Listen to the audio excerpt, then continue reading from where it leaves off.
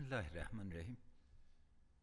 برادران گرامی، جناب دکتر سیب عبدالله، جناب استاد، همه اعضای محترم کابینه، جناب بهرامی سیب، جناب برمک سیب، جناب خالد سیب، جناب سالی سیب، تمام جنرالا، جناب لویدرستی سیب، موین صاحب ارشد، تمام اراکین مجلس، خواهر و برادران، السلام علیکم و رحمت الله برکاته.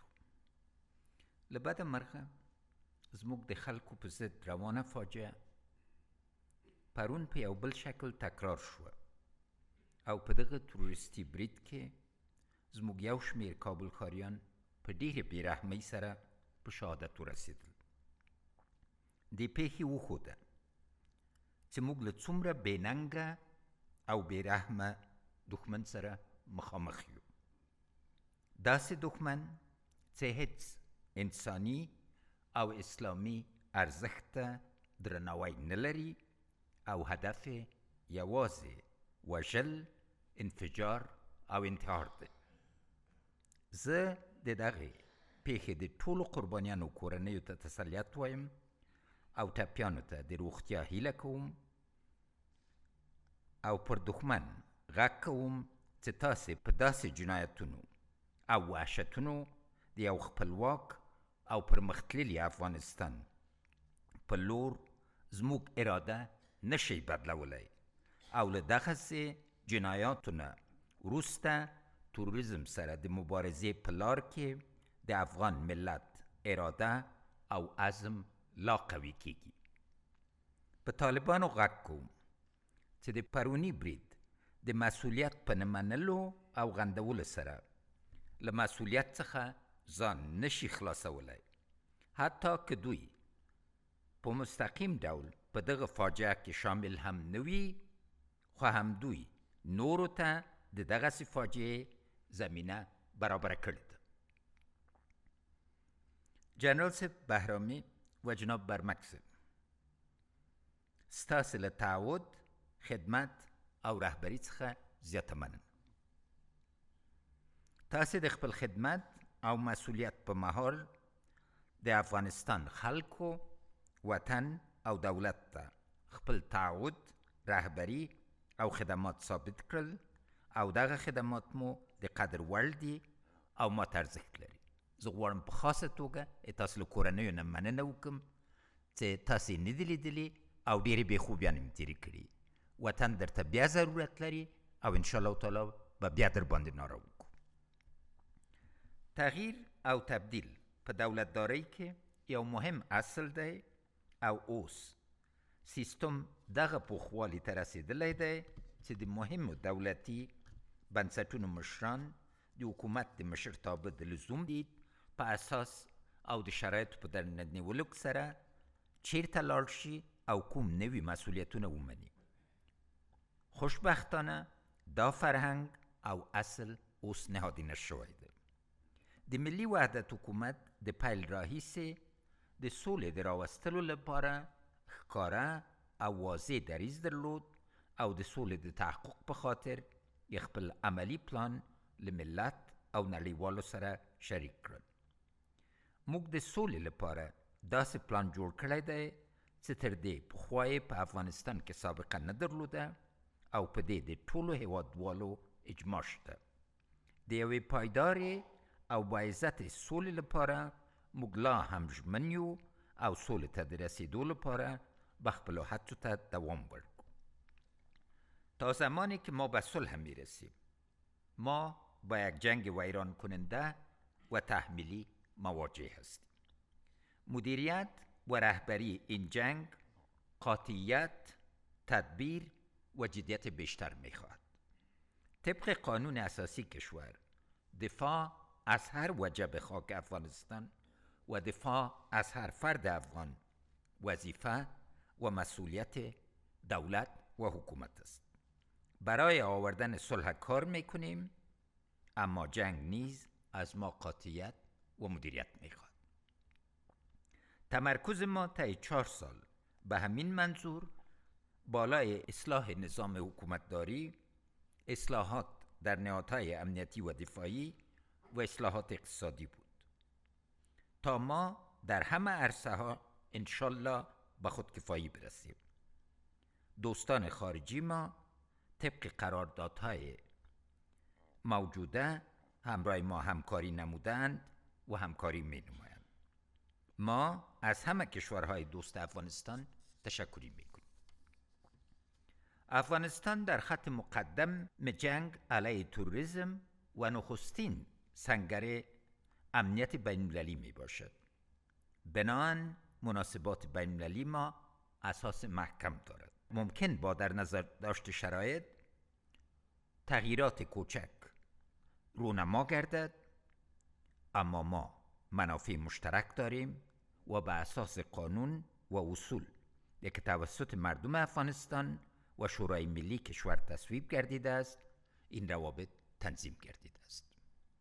تصویری که ما از افغانستان به منطقه ارائه می‌کنیم تصویر است که ما باید برای منطقه مرکز همکاری و هماهنگی باشیم. خطر بزرگ در منطقه تروریسم است. بنابراین افغانستان باثبات برای ثبات منطقه ضروری است و این باید درک تمام کشورهای منطقه باشد. همچنان از اقدامات اخیر جهان اسلام در خصوص صلح و ثبات افغانستان قدردانی و سپاس امتنان میکنم. افغانستان در قرون سابق یک مرکز مهم تمدن اسلامی بود و دوباره این کشور عزیز ما به یک مرکز تمدن جهان اسلام مبدل خواهد شد. اما این کشور مربوط به خود ماست و هیچ کس دیگری بدون خود افغانان این کشور را به سوی ترقی و پیشرفت سوق دادن نمیتواند.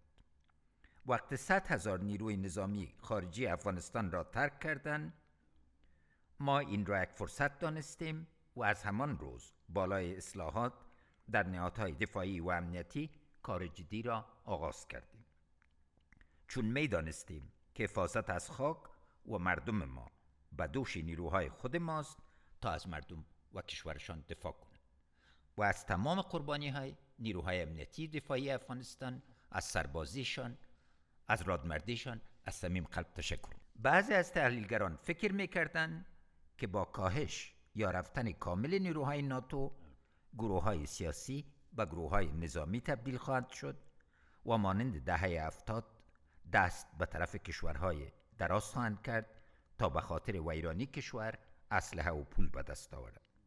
این محاسبه را قوای مسلح شجاع کشور غلط ثابت کردند. حالا ما فرصت و ظرفیت این را داریم تا نیروهای ما شجاعانه و مستقلانه از خاک خود دفاع کنند. و البته هنوز هم از پشتیبانی کامل بین‌المللی اطمینان داریم و به اساس منافع مشترک این مناسبات تحکیم خواهد شد. رسیدن به صلح یک پروسه پیچیده است و این پیچیدگی را ما در نشست ابوظبی مشاهده کردیم. با این همه پیچیدگی و راه دشوار باز هم تلاش میکنیم که به هدف برسیم. جناب خالد صاحب و جناب صالح صاحب از کادرهای جوان و ورزیده این نظام هستند. از روحیه عالی ملی برخوردار می باشند.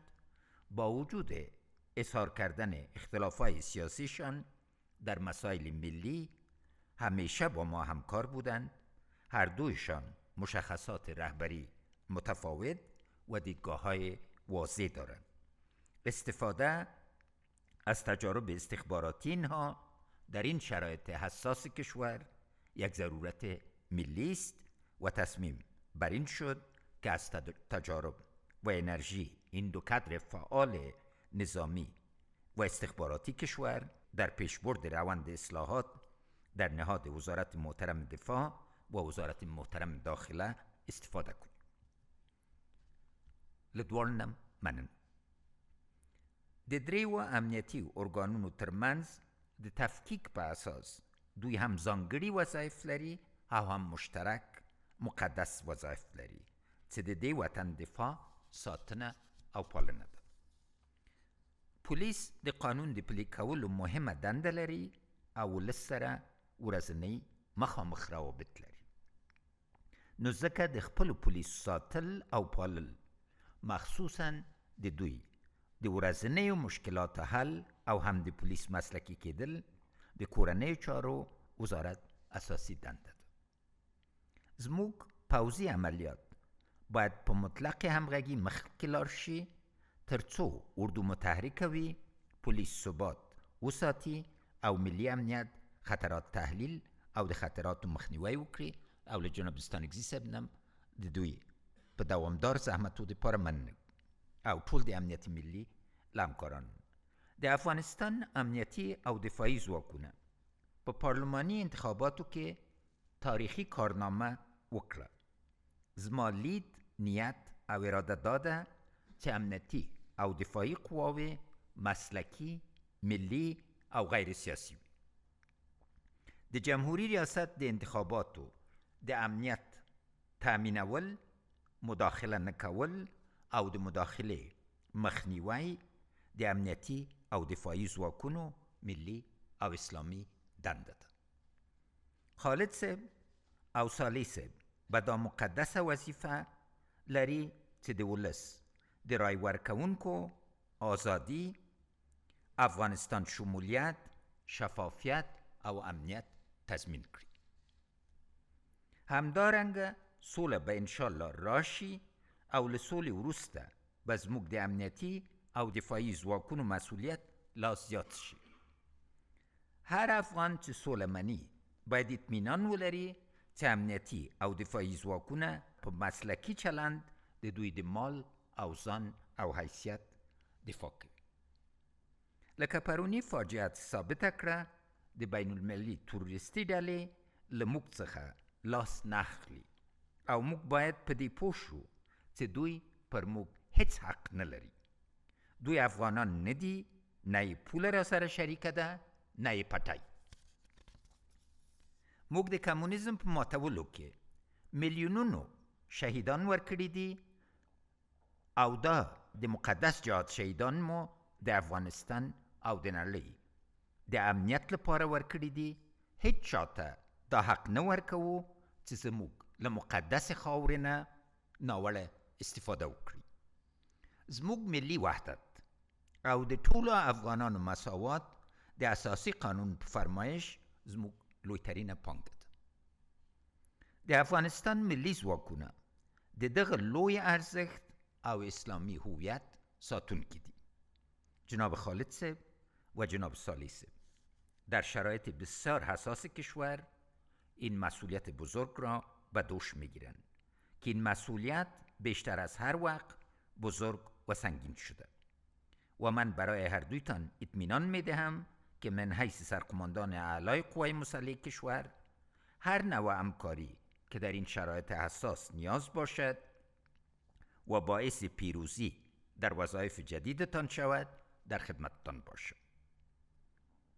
این مسئولیت‌های بزرگ و جدید را برایتان تبریک گفته و آرزوی موفقیتتان را از بارگاه الهی دارم تا آرزوی مردم ما را که تأمین امنیت و دفاع از کشور است با رهبری، توانمندی و درایتتان ثابت بسازید. yaşasın افغانستان، زنده دیو افغانستان، زنده باد افغانستان.